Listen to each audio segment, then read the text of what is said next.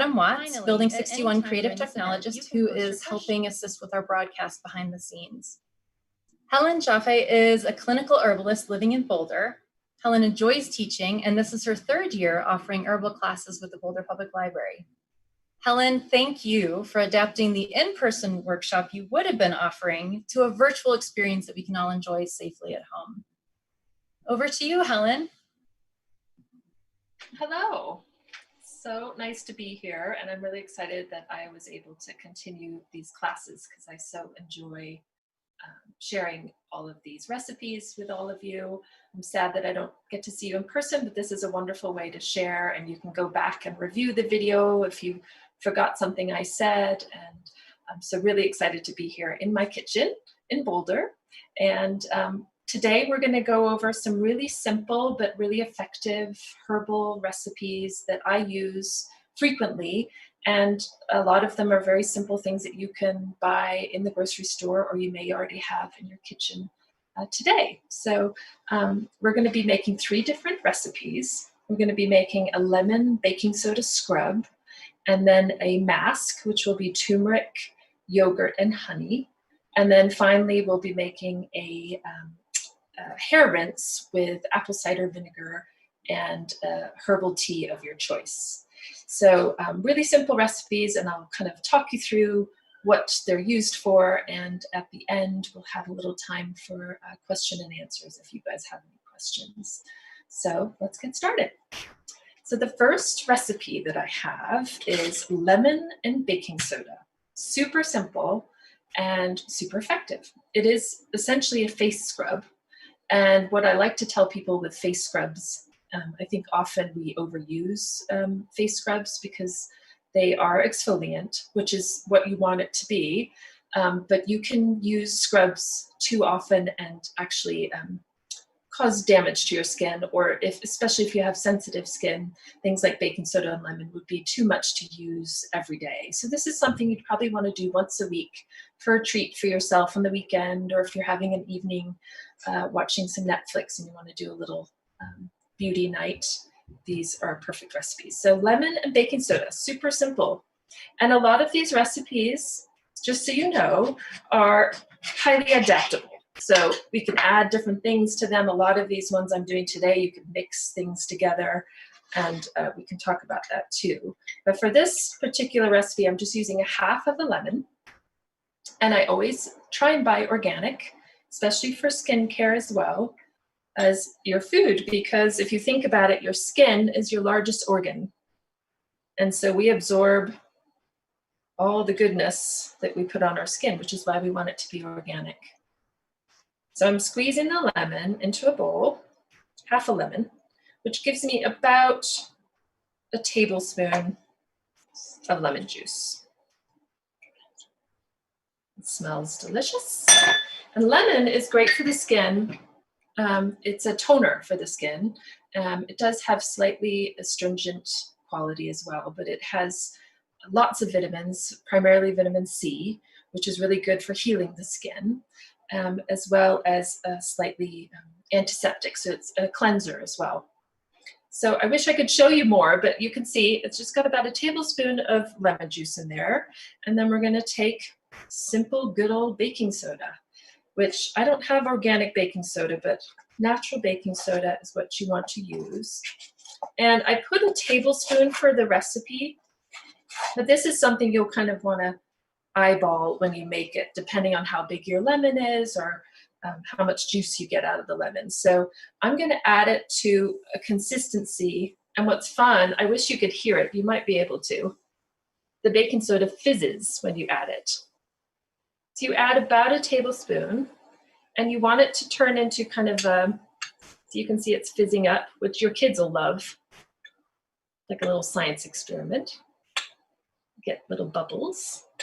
And once that calms down, you'll see that you have a nice sort of scrubby paste that you can use as a face wash scrub. And the baking soda for your skin is calming. It helps to calm your skin. It is a sort of alkaline type of quality, but it also has, because of the fine granular quality of baking soda. It does kind of get the dirt out of your skin. So whenever you're using scrubs, you don't want to scrub too hard. The quality of the baking soda and the lemon is going to do that for you. But you can see it's quite liquidy. This one I would probably add a little bit more. But really there's no wrong or right to this. You'll kind of get a feel for it the more you do it. So I'm going to add a little bit more. And then I'll just show you what it looks like on my hand instead of my face. Now this recipe in particular, you can turn it into a mask as well. You could add honey to it. You could add a little bit of essential oil to it. You could add some other herbs. You can really play around with this recipe, but the simple action of lemon and baking soda is lovely, especially for the summer if you're wearing a lot of sunscreen and just want to refresh your skin. It's a lovely scrub for that. So what I'll do is, it's still liquidy, but I'll put a little on my hand and you just gently scrub it in.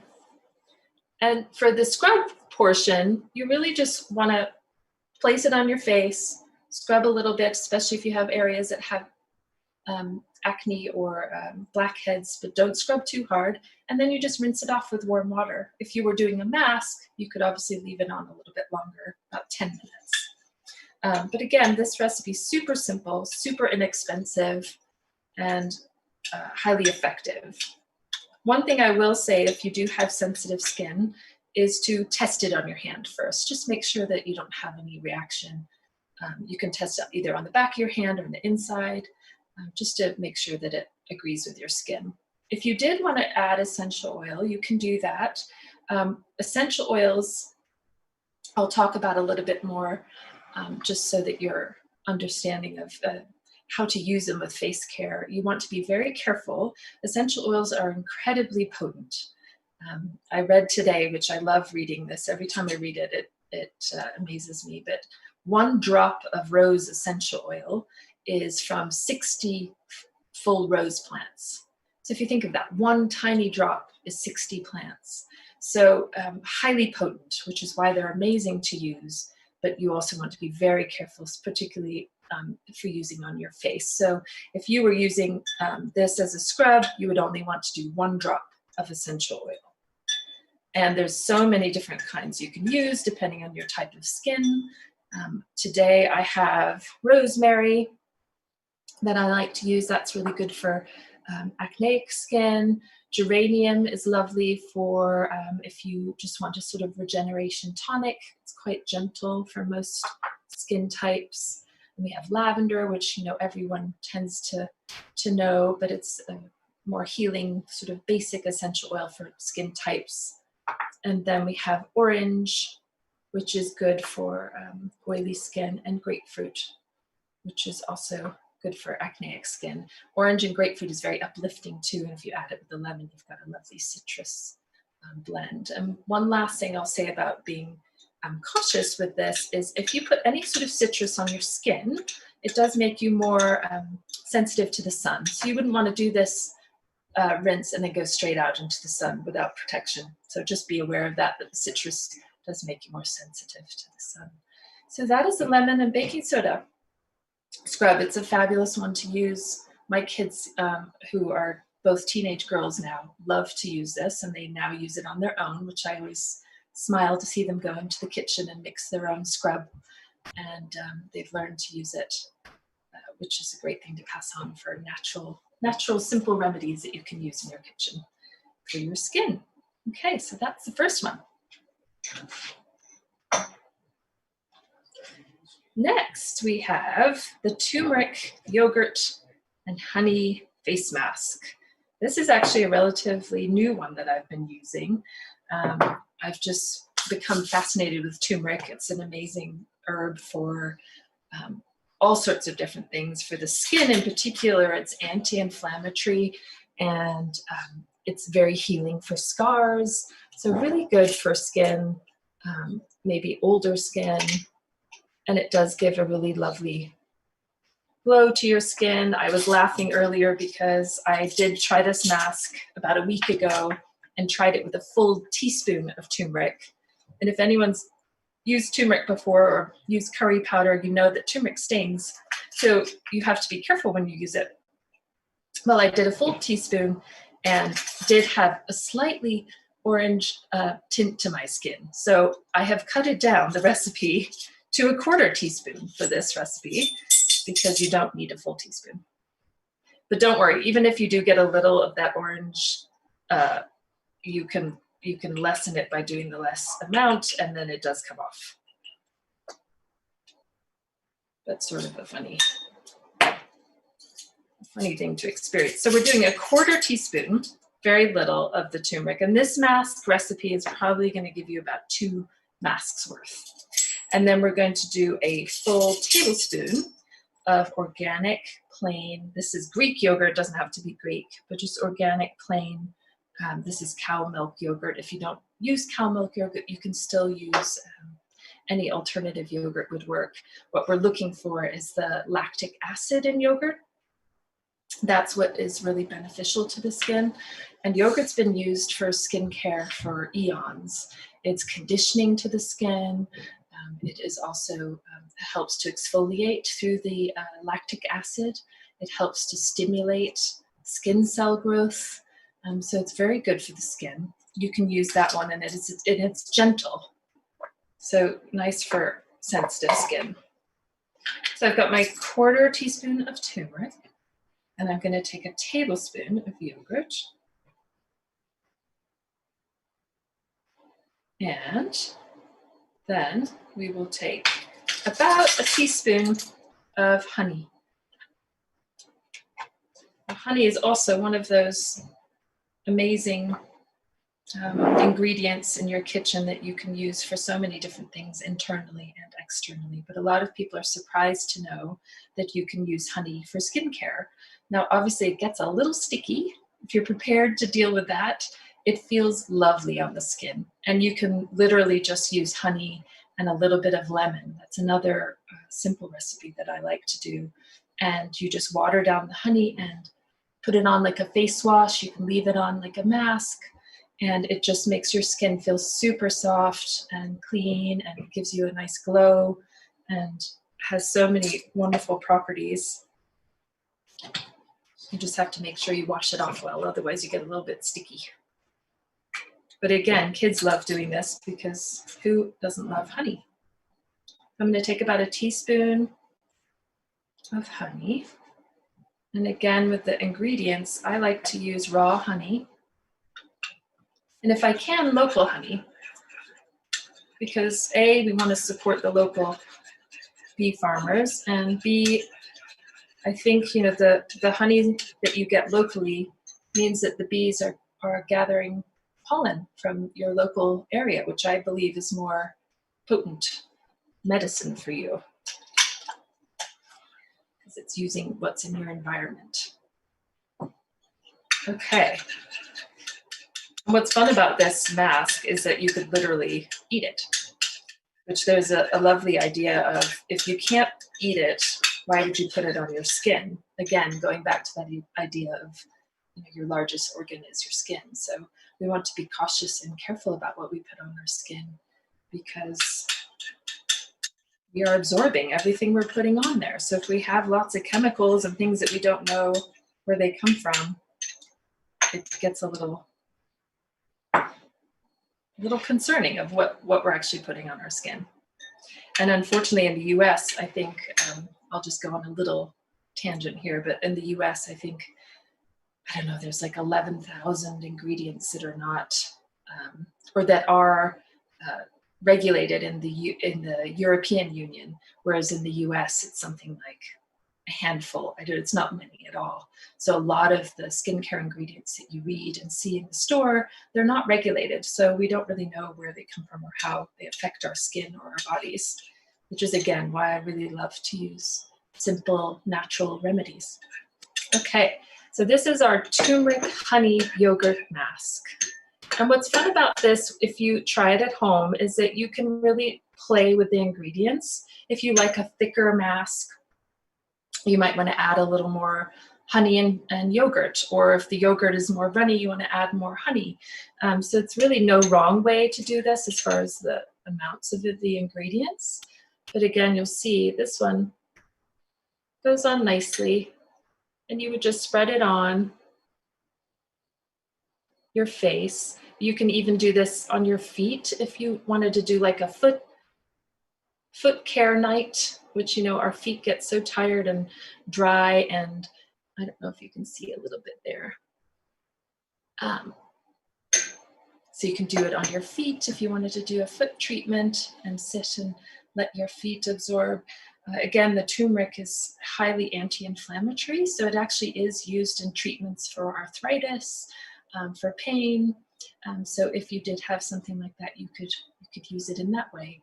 But if you were using it just for your skin, you would just be using it to get the benefits of the anti-inflammatory, to calm the skin down. You could use it after sunburn to help heal the skin. Just very healing, calming, and same with the yogurt and the honey. I'm just going to rinse this off quick.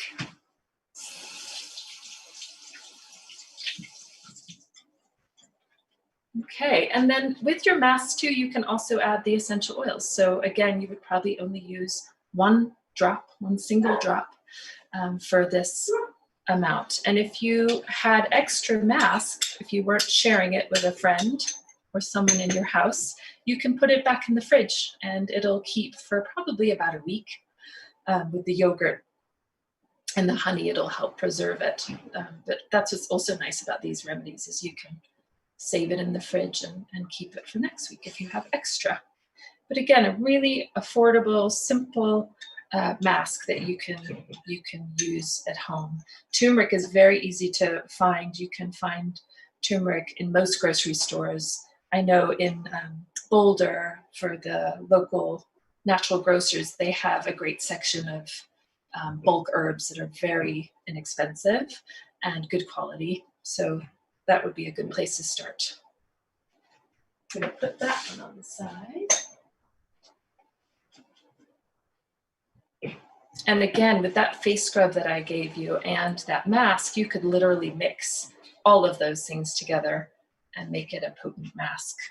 And it would be lovely as well. But I kind of like doing a scrub and a mask, and then that way you can really feel like you're having a full spa night treatment for yourself. So next we are going to do a hair rinse.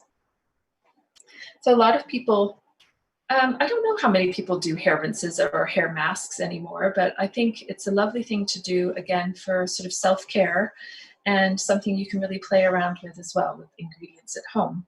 So the ingredients we're using for this recipe is apple cider vinegar, which again, I purchased organic, which I'll show you. My favorite is, which I'm sure a lot of you are familiar with, is Bragg's apple cider vinegar. It's organic. Apple cider vinegar is an incredible ingredient for skincare, hair care. It's something that is probably underused in your kitchen. For the sake of the hair, vinegar is really good for reestablishing the pH of your scalp.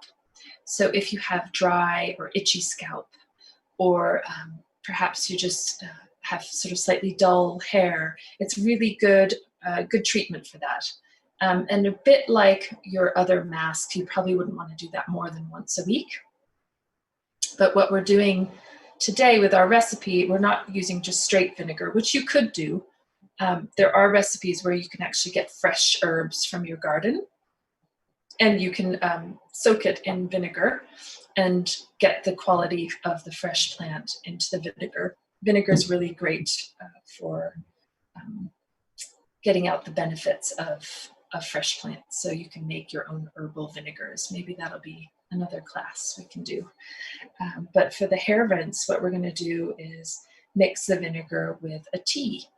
So there are so many different types of teas that you can make, but for the hair, there's kind of two standard. One would be chamomile and calendula. So chamomile is really nice for lightening the hair. If you have blonde highlights or want to bring out the blonde in your hair, chamomile does have an effect on your hair in that way, as well as calendula. I don't grow chamomile, but I do grow calendula in my garden, so I actually picked some. marigold, also very nice for your skin. So this tea we're making could easily be used for a face wash as well as a hair rinse. So what I did was use this teapot, which is about 1.5 cups teapot, and I added dried chamomile from Natural Grocers. I'm not sure if you can see it, but it comes in a little bag like that. I think this bag was about $3 and will last you a while. And this has a tea strainer in it. So I really filled it up pretty much to the top. So you want a nice strong tea.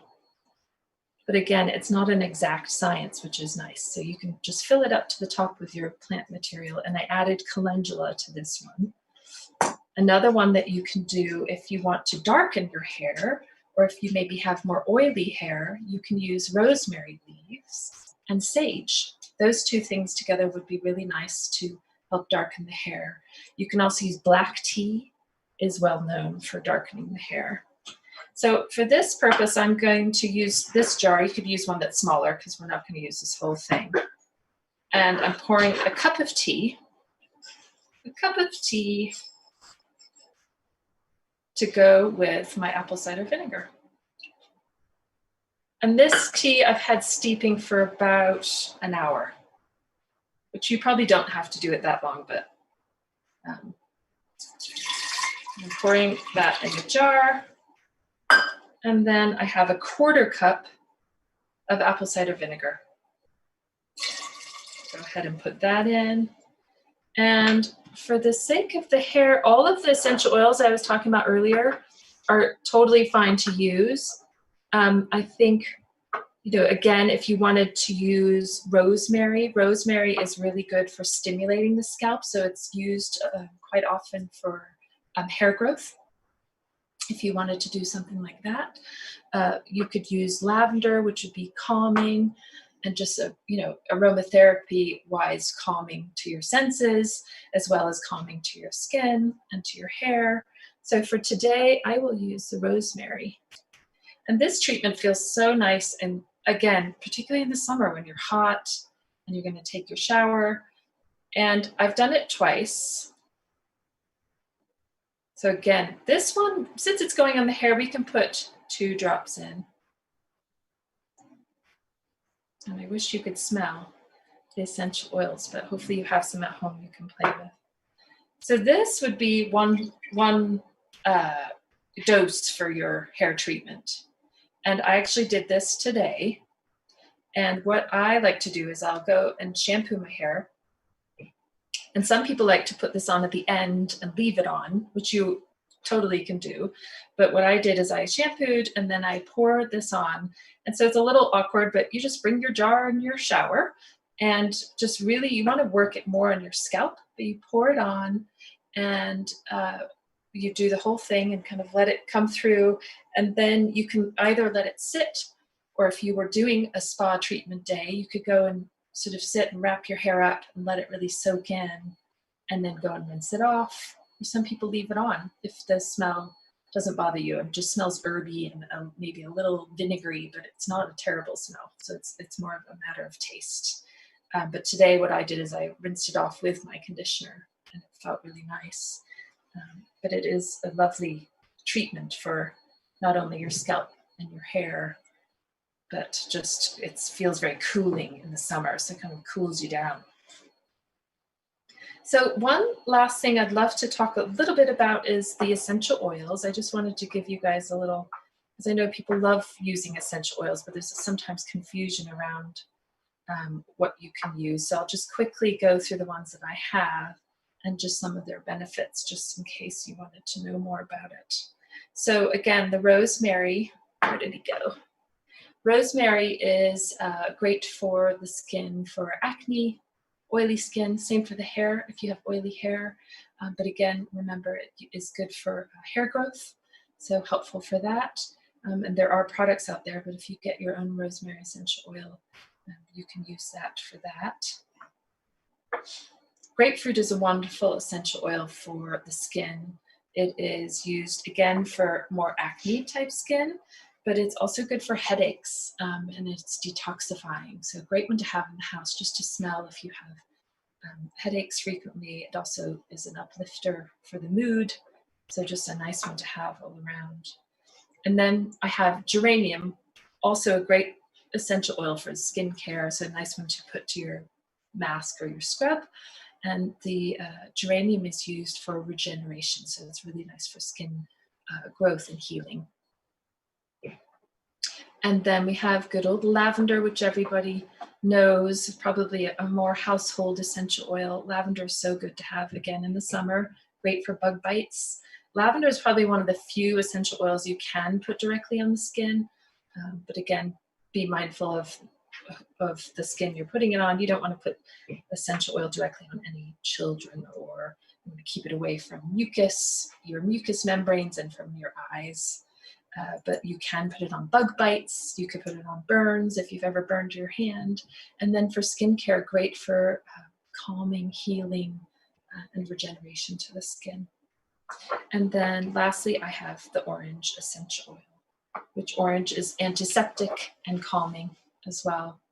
And one thing, if you are going to keep essential oils in your home, I get larger amounts because I use them more frequently and then pour them into these dropper bottles. But something you'll want to be aware of, and I've learned this the hard way, is that the oil will outlive the plastic in the dropper. So you'll notice it can actually deteriorate the plastic. So it's actually better to use something more like this, or something that has a screw top, but then you just have to have a dropper on the side to use. You always want to store essential oils in glass because it protects the oils, the volatility of the oils. And you can see how all of mine are dark, which also protects them from the sunlight. And you want to keep them in a nice cool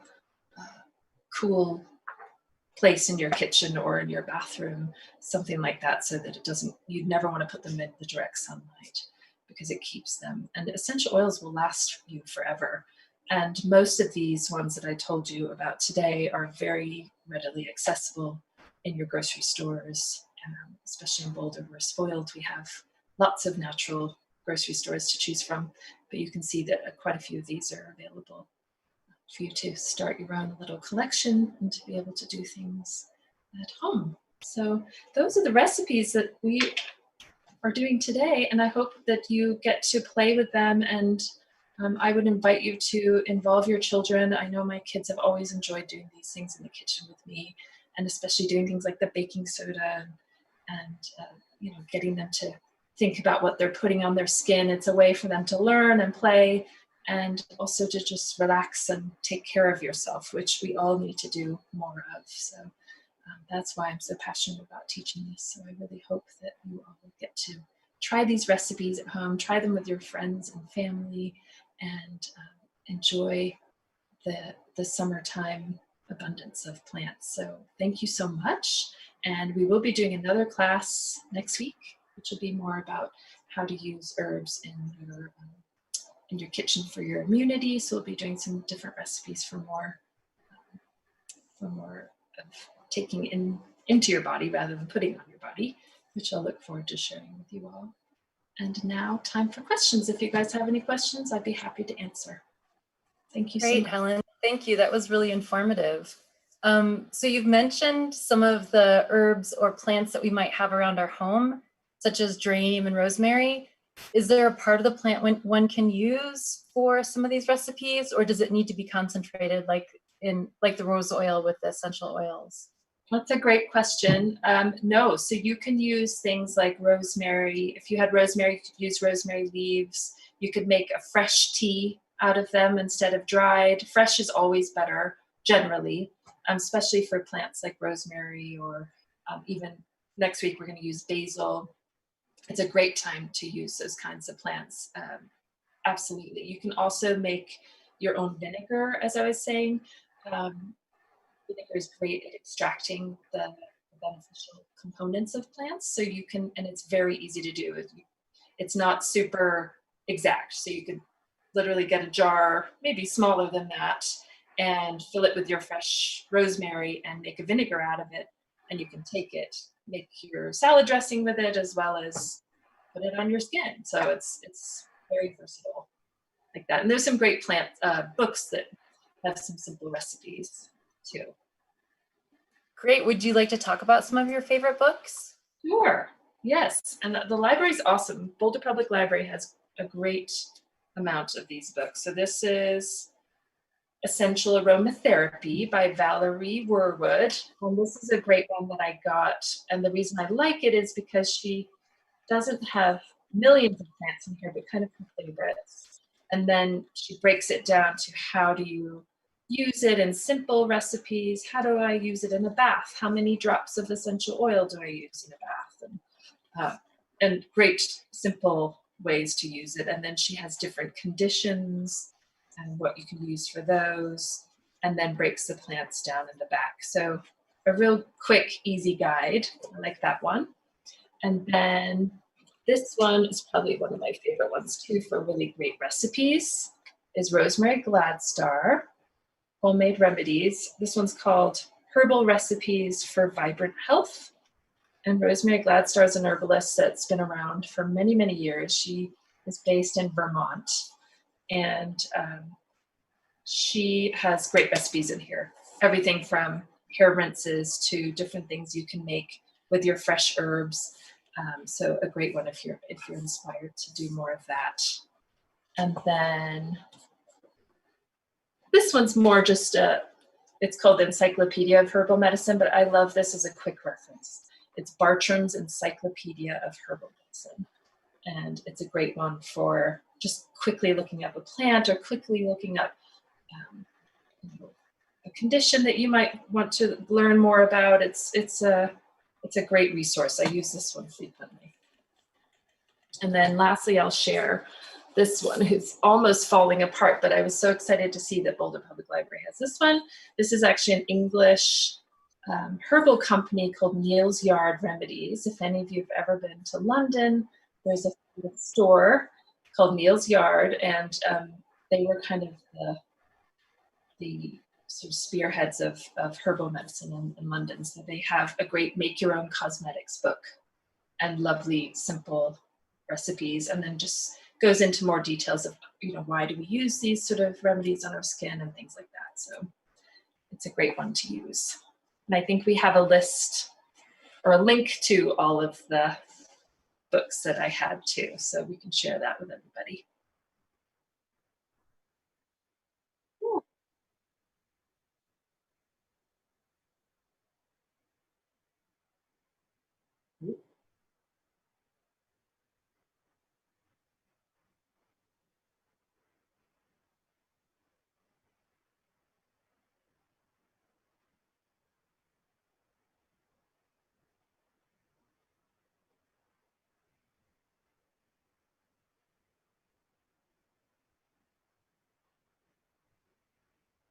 Yeah.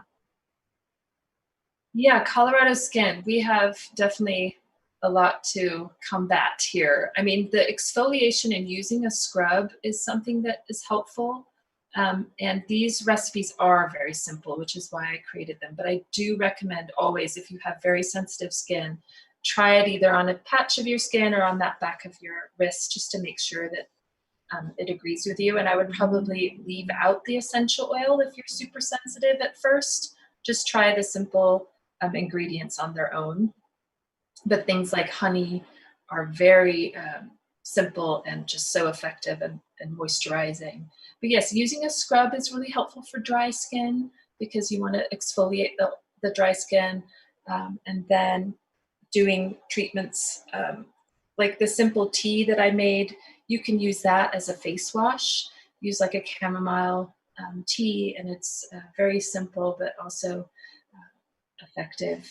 We definitely, something I've learned is you do not want to use soap on your skin. A lot of people don't know that, but soap strips away the natural oils of your skin. So I didn't really go into a moisturizer this time, but using simple oils, not essential oils, but oils like jojoba oil you can use, and you can find simple things like that. But definitely going simple is best if you have sensitive skin.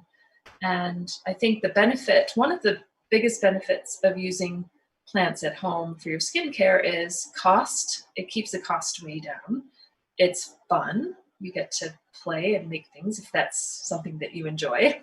And again, staying away from all of these crazy chemicals that are in so many, and even so-called natural products. You'll see, I mean, there's a saying, if you can't pronounce it or you don't know what that is, you might not want to be putting it on your skin. So you have to think about and educate yourself on what those things are. And I know there's a couple of good websites, and I'm sorry, I don't remember the name of it right now, but there's a great one that you can check ingredients and it'll tell you where it comes from. If I think of it, I'll go back and put it on the YouTube because it's helpful to have, and it's something you can literally look up and see if it's a somewhat natural ingredient or not. But yeah, I think that's the biggest benefit is being aware of what you're putting on your skin, and it's so simple but really effective, and it feels good. Great, Helen. And we had one of the YouTube viewers was mentioning making mud masks for their skin. Mm-hmm. Is there a particular type of mud that you would recommend? And is Colorado mud from the garden suitable? Oh, that's a good question. I've never put Colorado mud on my skin, so I don't know that answer. But I do use clay that I actually buy from the store, so you want to be careful, what's in there, where you're getting it from. I mean, it's like any plant too. If you're going and collecting plants from somewhere, you want to make sure it's not been sprayed heavily by anything. So I've bought it, Rebecca's Herbal Apothecary, they carry different clays that are meant for the skin. So I have used those and they're lovely. They can be a bit drying. So if you do tend to have really dry skin, you want to probably start with, there's a pink clay called Rasool clay, and anyone at Rebecca's will tell you which one is more suitable, but clays they do tend to draw things out, so they're really good for drawing out impurities, but they can also draw out your moisture in your skin, so you just have to be careful with that. But yes, I've put mud from my garden on my skin, but maybe that's something I should try, or not on purpose. And you had mentioned a few places available here in Boulder to get supplies, such as Rebecca's Herbal Apothecary and Natural Grocery. Can you recommend somewhere online for those who might not be in Boulder who are watching this video? In fact, I was on their website today. I've used their website for many, many years. It's called Mountain Rose Herbs. They're based in Oregon, and they tend to sell smaller amounts of things, but bigger bulk amounts too. So you can find a wide array of products. So if you really start getting into making your own products, you can find great resources there. It's very good quality plants. They sell all the basic oils, essential oils. And now, because of what's happening, they have some amazing online resources too. In fact, I was just on there today and they had a whole slide deck about essential oils. So if you're interested in educating yourself further, it's a great resource for that too. Mountain Rose Herbs, they're a great company. Yeah. So if there aren't any other questions from our viewers, did you have any other comments you wanted to add at the end, Helen? I don't think so. Just thank you for joining me, and I look forward to doing this again next week for some more different recipes. Well, thank you so much for inviting us into your kitchen. It's fun. And guiding us through some recipes that we can make with ingredients we might have at home. The recipes are linked in the description below if you'd like to download that PDF. And as Helen mentioned, please join us next Monday, June 22nd, for another workshop with Helen on herbs from your kitchen to enhance immunity.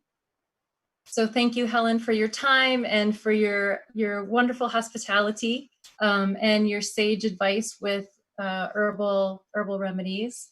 Thank you, Celine, Adam, and the Boulder Library Foundation, along with everyone who tuned in to watch and ask questions. Finally, if you and our audience know others who would enjoy this event, remember that this has been recorded and will be available to watch on Boulder Public Library's YouTube channel. So thank you so much for being with us, and we wish you all good health. Bye.